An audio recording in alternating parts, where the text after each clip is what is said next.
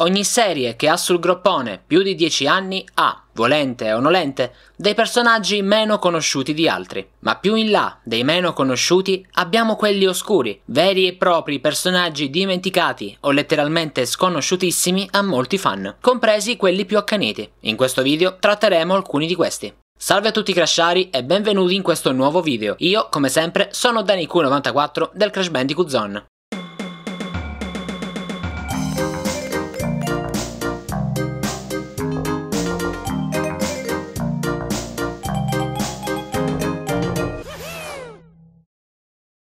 Prima di iniziare, se non lo avete ancora fatto, vi chiedo di iscrivervi al canale, spuntando anche la campanellina. Se invece lo avete già fatto, oppure non avete intenzione di farlo, ignorate questo passaggio e continuate con il video. In questa top, in particolare, andrò ad elencare i personaggi che secondo me sono i più oscuri della serie, partendo però da quelli che erano oscuri fino a quando, anche grazie ai fan, non sono tornati alla ribalta nei titoli più recenti della serie, come Crash Team Racing, Nitro Fueled e Crash on the Run. Quindi sarà una top dal personaggio oscuro più conosciuto a quello meno conosciuto. Un'altra precisazione importante è l'assenza di personaggi come l'elefante rosa, essendo questo un nemico generico, come un granchio qualsiasi, rimosso da Twinsanity e poi ripescato in On the Run. Detto questo, iniziamo!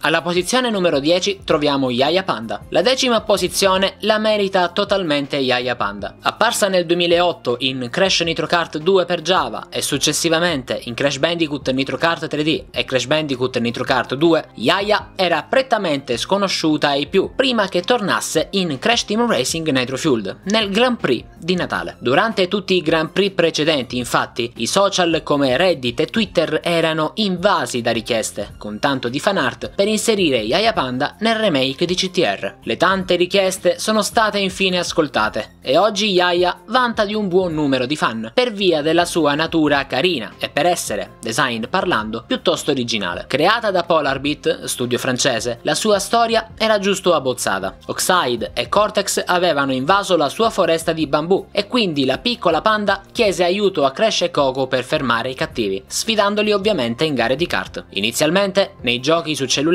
la sua figura non veniva mostrata del tutto, ma risultava essere piuttosto bassa, a giudicare anche dall'unico artwork di Crash Nitro Kart 2 che la rappresenta. Oggi invece è rappresentata con un'anatomia simile a quella di Coco, un glow up non di poco conto per un personaggio dimenticato che è tornato alla ribalta.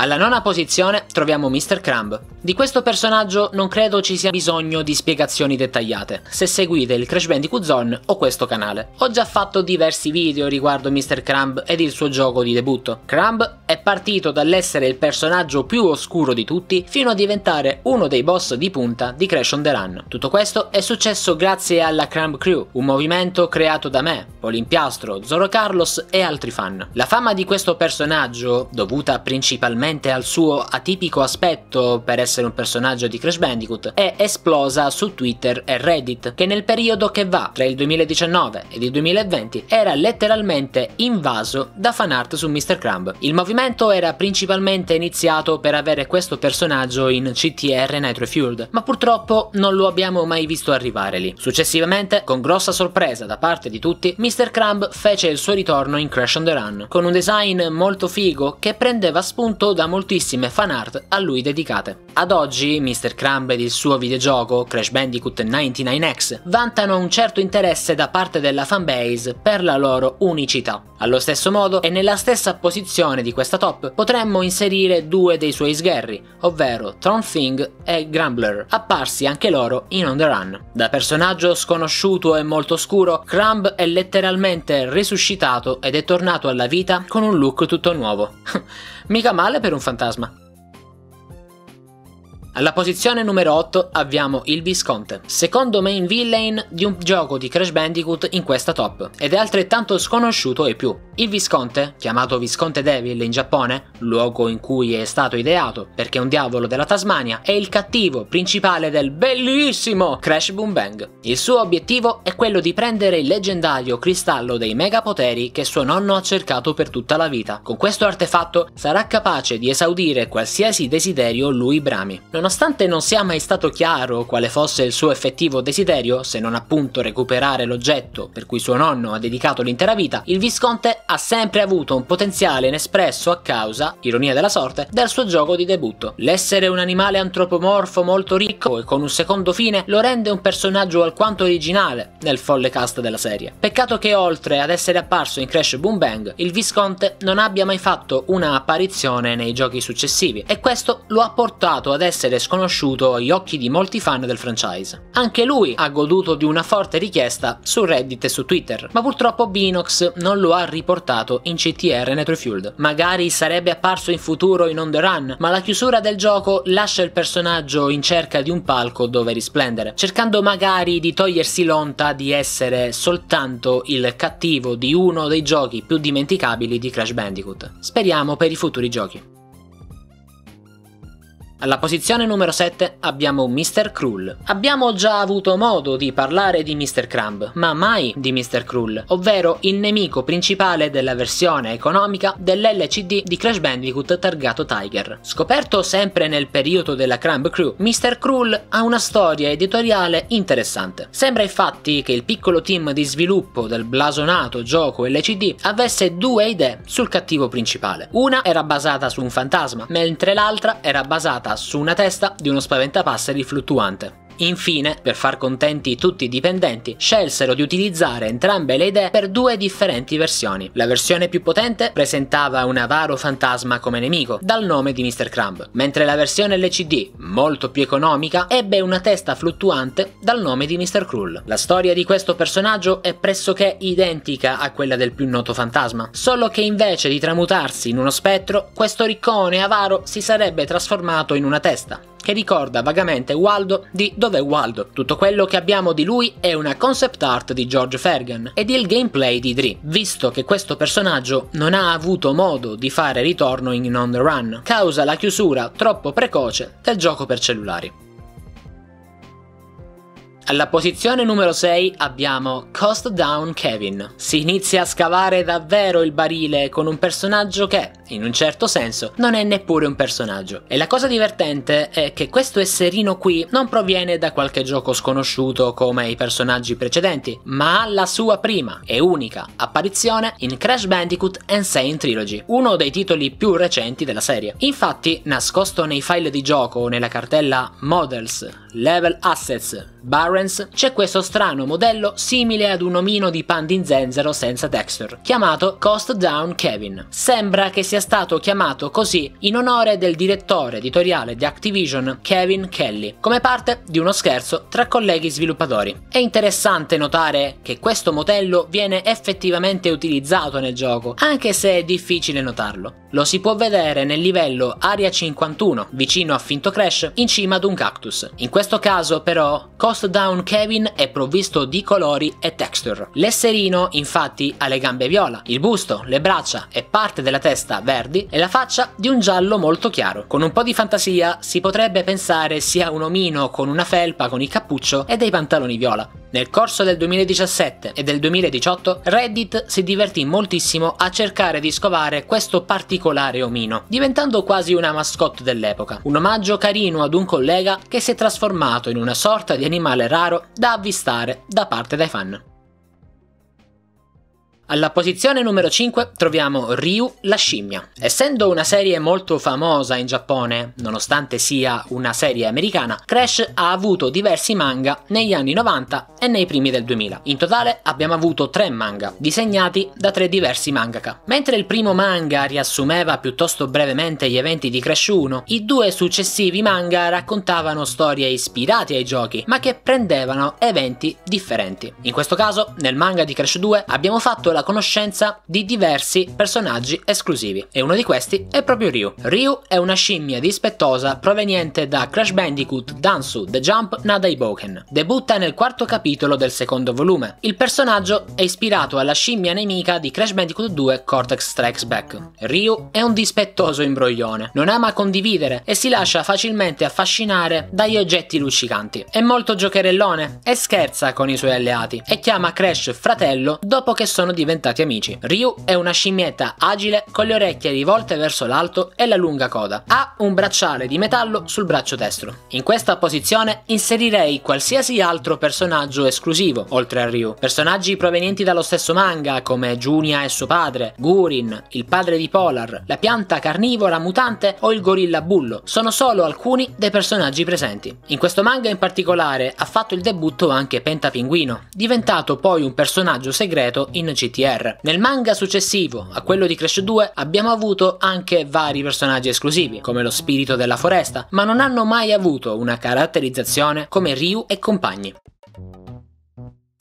Alla quarta posizione troviamo la maschera di Crash Nitro Kart 2. Le maschere sono tra i personaggi più interessanti della serie, sia perché rappresentano la parte magica del franchise, ma anche perché rappresentano, per la maggior parte dei casi, l'intera lore del mondo di Crash. Tra queste maschere ce n'è una, però, di cui non sappiamo molto, o anzi, non sappiamo proprio nulla, neppure il suo nome. Appare in Crash Bandicoot Nitro Kart 2, la versione per cellulari Java, la stessa in cui debutta Yaya. Aiuta i piloti tramite dei tutorial ed è proprio questa maschera a ripescare i kart quando questi escono fuori strada o cadono nelle buche. Il suo volto è composto unicamente da ferraglia a giudicare dallo sprite, visto che sono anche visibili viti e bulloni. I suoi occhi emettono luce propria, come se fossero i fanali di un'automobile, e questo potrebbe implicare non sia una maschera magica, ma in realtà una sorta di robot che funge da maschera. Su web in molti lo collegano a Sparky, l'aiutante del giocatore nella modalità storia di Crash Nitro Kart, ma è impossibile, visto che Sparky ha come modello il menu di pausa e quello della selezione del personaggio prima di una partita, quindi sono due personaggi differenti. Alla terza posizione abbiamo Digger, uno dei tre scagnozzi di Mr. Crumb. Digger è quello che purtroppo non è riuscito ad apparire in Crash on the Run, nonostante fosse stato trovato il suo nome nei datamine. Digger è uno scheletro di un demone messicano dal mento pronunciato e dai baffi curvi, e presenta delle lunghe corna sulla sua testa. Non avendo ricevuto la luce dei riflettori come per i suoi colleghi Thornfing e Grumbler, Digger è ancora oggi sconosciuto a tanti giocatori e fan di Crash. Quello che abbiamo di lui oggi è lo sprite del gioco e la concept art di George Fergan. Sarebbe stato interessante vedere il redesign che gli artisti di King e Crash on the Run avrebbero adottato per il personaggio, rendendolo magari più vicino agli stilemi attuali del folle cast di Crash. Ma purtroppo, per rivederlo o vederlo per la prima volta, dipende dai punti di vista, bisognerà aspettare e pazientare per il futuro.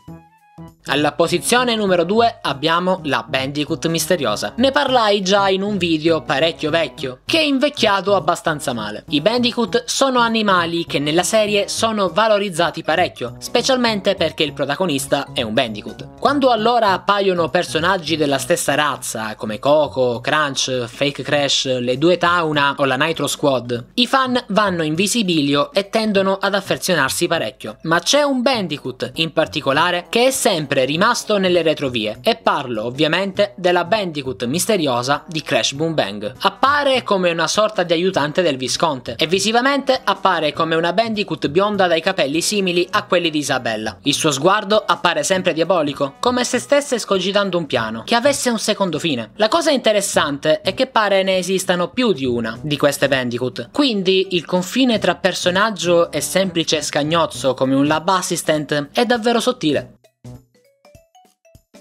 Prima di arrivare alla prima posizione di questa top, ecco alcune menzioni d'onore che non hanno trovato posto in questo video. Carbon Crash, la copia carbone di Crash da cui prende il nome, nasce come secondo giocatore per Crash of the Titans e Mind Over Mutant. Nel corto animato per pubblicizzare Titans dal nome Crash Bandicoot Have Another, abbiamo però una sorta di origine del personaggio. Carbon è come Crash, ma è dal colorito biancastro e dai pantaloni verdi.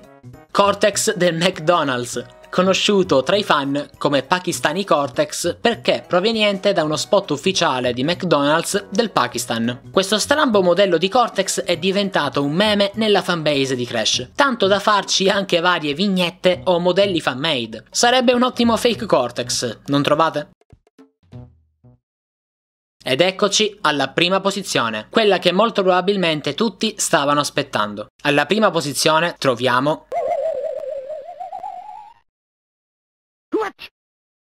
il fantasma di Crash Boom Bang. Il primo posto, secondo me, se lo merita il personaggio più oscuro dal gioco meno giocato di tutta la serie, Sadako o Samara di The Ring in versione Crash Bandicoot. Nell'ultimo stage, quello della torre spettrale, ci sono i soliti imprevisti caratterizzati spesso dalla fauna del luogo in cui si sta giocando alla World Cannon Bundle Race. In particolare, in questo livello il giocatore può essere morso da un cane o un lupo, spaventato da una mummia o, in questo caso, spaventato da un fantasma. Il fantasma rappresenta una bambina, proprio come il fantasma di The Ring, ma è chiaramente caricaturale ed in stile cartoon. Grazie a lei e agli altri due imprevisti, il giocatore può tornare a scalare la torre. Infatti questi tre si trovano nel cimitero sottostante, luogo in cui il giocatore può cadere se viene colpito dalle statue presenti all'interno della torre spettrale. Per risalire ci sono due modi: entrare dal portone principale oppure farsi dare una spinta dai mostri. È ironico pensare che gran parte dei personaggi oscuri di questa top siano esseri sovrannaturali, ma ehi, anche questo fa parte della follia della serie di Crash Bandicoot, no?